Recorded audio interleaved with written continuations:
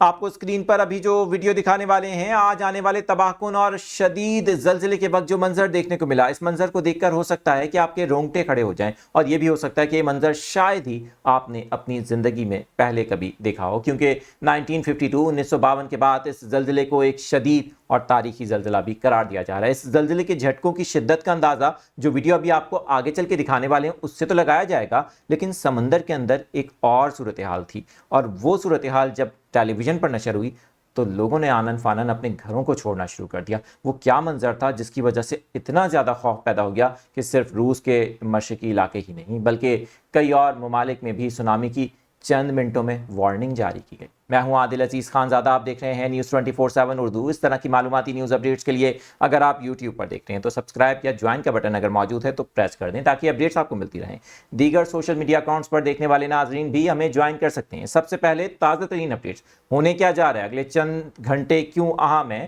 اور دنیا میں اس وقت جو ذرائع ابلاغ ہے وہ کیا رپورٹ کر رہا ہے۔ روس کے مشرقی ساحلی علاقے میں آنے والے اس تباہ کن زلزلے کی شدت کے حوالے سے امریکی جیولوجیکل سروے کا کہنا ہے کہ 8.8 میگنیٹیوڈ یعنی کہ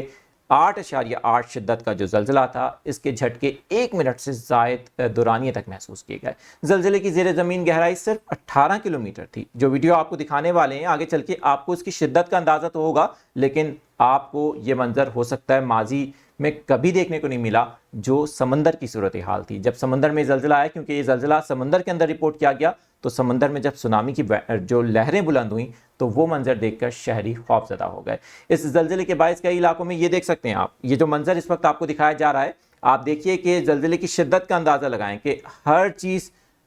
تباہ ہوتی دکھائی دے رہی ہے۔ زلزلے کے جھٹکے اس قدر شدید تھے کہ اس ویڈیو کو دیکھ کر اس کی شدت کا اندازہ لگایا جا سکتا ہے، لیکن اب ذرا دیکھیے کہ سمندر کے اندر کیا منظر تھا جس کی وجہ سے چند منٹوں میں چائنا ہو یا پھر روس کے ساحلی علاقے ہوں یا پھر اگر جاپان کی بات کریں، اسی طرح سے امریکی ریاست ہوائی میں بھی سونامی کی وارننگ جاری کی گئی اور بتایا گیا کہ اس زلزلے کے صرف 1 گھنٹے کے اندر ہی ہوائی کے ساحلی علاقوں سے کئی فٹ اونچی سونامی کی لہریں ٹکرائی گئیں اور اس سے متعدد افراد زخمی بھی ہوئے۔ لوگوں نے چند منٹوں میں ہی اپنے گھروں کو چھوڑ دیا اور شاہراہوں پر گاڑیوں کی لمبی لمبی قطاریں دیکھنے کو ملی۔ اس سونامی کی وارننگ کو ابھی تک برقرار رکھا گیا ہے اور اگلے چند گھنٹے اہم ہیں کیونکہ چین کے بھی ساحلی علاقوں کے لیے خدشہ ہے۔ وہیں پر بتایا جا رہا ہے کہ اس زلزلے کے بعد سونامی کی لہریں جاپان کو بھی متاثر کر سکتی ہیں۔ لیکن اس زلزلے کے حوالے سے ایک اور اہم بات بھی ہے جس کو لے کر دنیا اس وقت تشویش میں بھی ہے، اور ایک سوال بھی اٹھ رہا ہے کہ کیا اس زلزلے کے بارے میں پہلے سے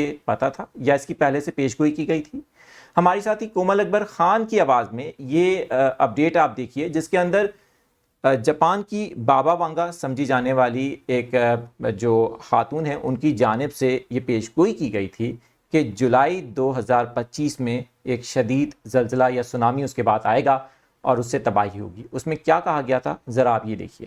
ابھی آپ کو بتائیں، جاپانی بابا وانگا کی سونامی پیشگوئی نے ہنگامہ مچا دیا۔ روس میں 8.8 شدت کا شدید زلزلہ آیا جس کے نتیجے میں جاپان کے شمالی جزیرے میں سونامی کی لہریں ریکارڈ کی گئیں۔ اس قدرتی آفت نے جاپانی مصور بابا وانگا کی ایک مانگا دی فیوچر آئی سو میں کی گئی پراسرار پیشگوئی کو ایک بار پھر عالمی توجہ کا مرکز بنا دیا۔ آپ کو بتائیں کہ بابا وانگا نے مانگا سیریز میں 5 جولائی 2025 کو جاپان کے جنوبی علاقے میں ایک بڑے سانحے کی پیشگوئی کی تھی۔ اگرچہ اصل زلزلہ جولائی کے اختتام پر آیا، مگر کئی صارفین اب اس بات پر بحث کر رہے ہیں کہ شاید یہ پیشگوئی کسی ایک دن کے بجائے پورے مہینے کے لیے تھی۔ سوشل میڈیا پر صارفین نے زلزلے اور سونامی کو بابا وانگا کی پیشگوئی سے جوڑتے ہوئے اسے خوفناک مماثلت قرار دیا۔ ایک پوسٹ میں کہا گیا کہ تاریخ بالکل وہ نہیں مگر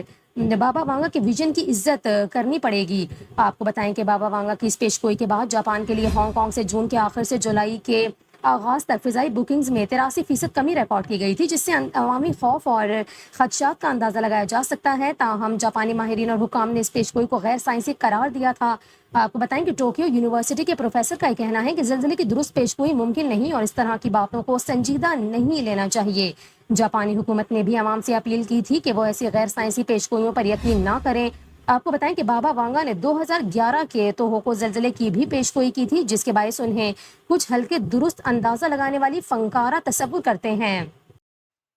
اس زلزلے کے بعد اب بھی بہت سے علاقوں میں سونامی کی وارننگ تو برقرار ہے، لیکن زلزلے کے جھٹکے محسوس کیے جا رہے ہیں جو کہ آفٹر شاکس ہیں، اور ماہرین کا کہنا ہے کہ زلزلے کے جھٹکوں کے باعث شہریوں میں خوف پایا جاتا ہے۔ زلزلے سے متعلق مزید اپڈیٹس بھی آپ کو دیتے رہیں گے، دیکھتے رہیں News 24/7 اردو۔